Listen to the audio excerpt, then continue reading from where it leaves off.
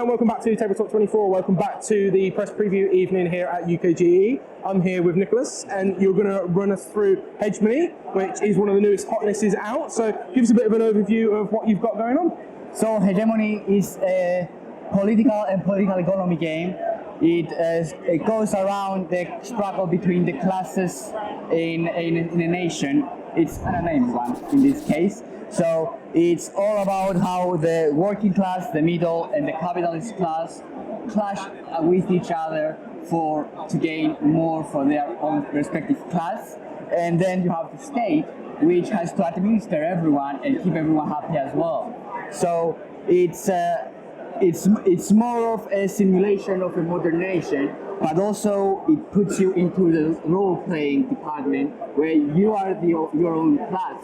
So you get to argue for passing some elections or some policies around. You have the policy board over there, as you can see, where you have the different policies of the game, and depending on the policies, it's either on the left for the working class, in the middle for the middle class, and then on the right for the capitalists.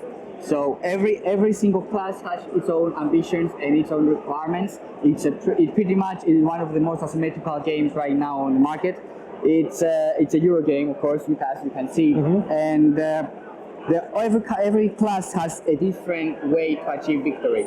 They have different objectives and there are different needs based on the real life requirements for each class. I mean, if you're the working class, you need to get some health to increase your population. You need free health care, you need free education, but you also need the food to survive.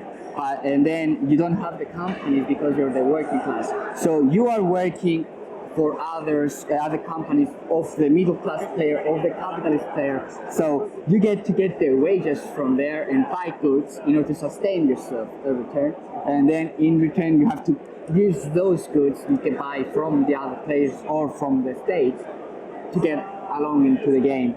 Every class has different objectives. Middle class is like a hybrid of capitalist and working class. So you have to sustain yourself, to have to repopulate and stuff, but you also have your own companies to manage, so you have to pay wages.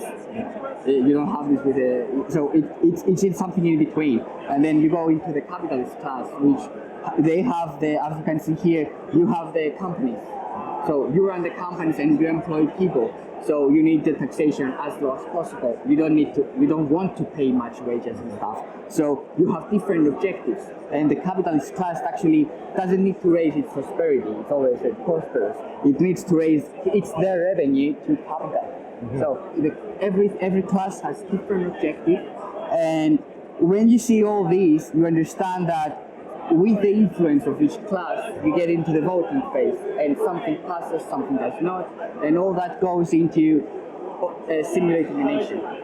But as you see here, I mean, the interaction is highly interactive game. I mean, if you're the working class, you have your workers in the unemployment sanctions, you have the workers working for the state, for the capitalists, for the middle class. You have to buy your food and you have to bargain around it. So you're negotiating everything. You're pushing everything that you want and pulling everything that you don't want. Yeah, and sometimes you're just bargaining and hoping that you can get a good deal with another player, and the next turn you're gonna help them. Yeah. So the whole idea is that you have a game with you start the game with 7 cards. Every player starts the game with 7 cards, and then as 5 turns go by, you use them or discard them for another basic action, and you also have a free action as well. So in every turn you are left with 2 cards. So up to the end of the game, you actually create your own strategy behind the cards you use and around how every player plays. So you can cooperate, if you're the working class, you can cooperate with the middle class to bring down the capitalists, or with the state to do something as well. So you are working around building alliances to pass the stuff you want to pass, and you're playing also against other players and their needs.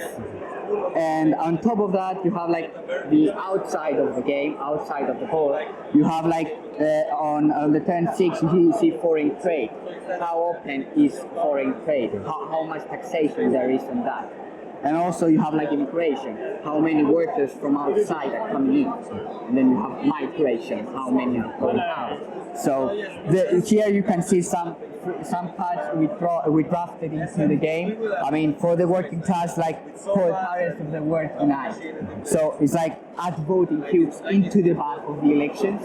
So when the voting cubes come out, you have higher chances of getting your way into the voting. So there are cards that go into like helping you win votes. There are cards to help you buy some stuff cheaper, but there are cards that really gonna hurt some of the other players as well. Yeah. So it's really asymmetric. The whole thing goes around the relations of the players and achieving your individual goals for your class in order to get victory points. But if you're someone like the state, you need to keep everyone in track. You can't favor one class over the other too much. The other class is gonna put a strike down or put a demonstration, or they're gonna use some cards that are gonna help, hurt the public domain. So you have a whole universe of a game that goes around creating a prosperous nation, that each class is somehow, prosperous, but there's always someone trying to get ahead. Somebody always needs to win. Yeah, I mean, it's a game after all, right? Yeah, exactly. Brilliant. No, Nicholas, thank you for running us through that. So check out Hegemony. We'll pop all the links for that down below. If you haven't done so already, check out other videos on the channel, give us a like and a subscribe, and we'll catch you next time. Take care.